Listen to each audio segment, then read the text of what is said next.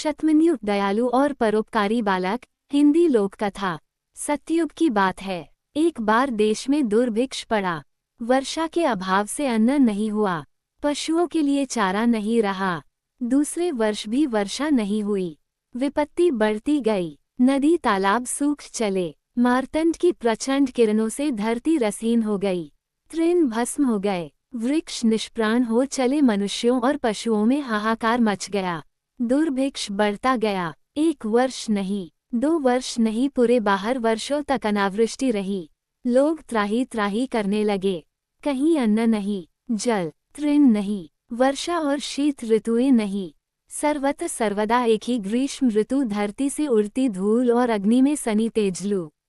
आकाश में पंख पसारे दल के दल उड़ते पक्षियों के दर्शन दुर्लभ हो गए। पशु पक्षी ही नहीं, कितने मनुष्य काल के गाल में गए, कोई संख्या नहीं। माता स्तनों में दूध न पाकर कितने सुकुमार शिशु मृत्यु की गोद में सो गए।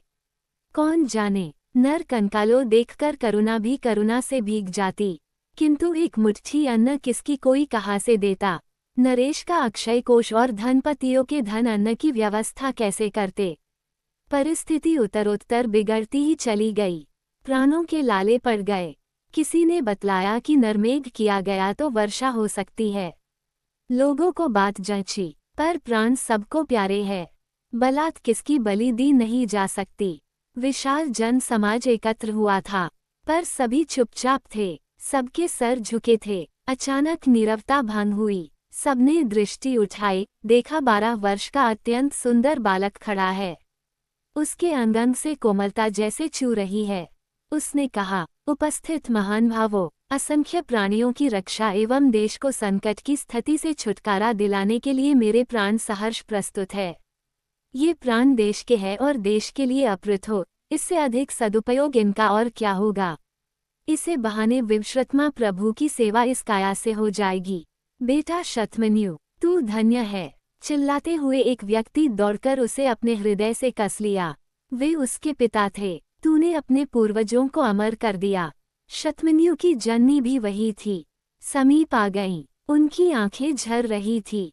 उन्होंने शतमन्यु को अपनी छाती इस प्रकार चिपका लिया जैसे कभी नहीं छोड़ सकेगी। नियत समय पर समारोह के साथ यज्ञ प्रारंभ हुआ।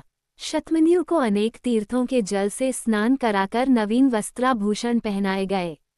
सुगंधित चंदन लगाया गया। पुष्पमालाओं से अलंकृत किया गया। बालक यज्ञ मंडप में आया। यज्ञ स्तंभ के समीप खड़ा होकर वह देवराज स्मरण करने लगा। यज्ञ मंडप शांत एवं नीरव था। बालक सिर झुकाए बलि के लिए तैयार था। एकत्रित जन समुदाय मौन होकर उधर एकटक देख रहा था। उसी क्षण शून्य में विचित्र बाजे बज उठे। शतमन्यु पर पारिजात पुष्पों की वृष्टि होने लगी। सहसा मेघ ध्वनि के साथ वज्रधर सुरेंद्र प्रकट हो गए। सब लोग आंख फाड़े आश्चर्य के साथ देख रहे थे। शतमन्यु के मस्तक पर अत्यंत प्यार से अपना वरद हस्त फेरते हुए सुरपति बोले, वत्स, तेरी भक्ति और देश की कल्याण भावना से मैं संतुष्ट हूँ। जिस देश के बालक देश की रक्षा के लिए प्राण अर्पण करने को प्रतिक्षण प्रस्तुत रहते हैं, उस देश का कभी पतन नहीं हो सकता। तेरे त्याग से संतुष्ट होकर मैं बलि के बिना ही यज्ञ फल प्रदान कर दूंगा। देवेंद्र अंतर्धान हो गए। दूसरे दिन इतनी वृष्टि हुई कि धरती पर जल ही जल दिखने लगा। सर्वत्र जल, फल फूल का प्राचुर्य हो गया।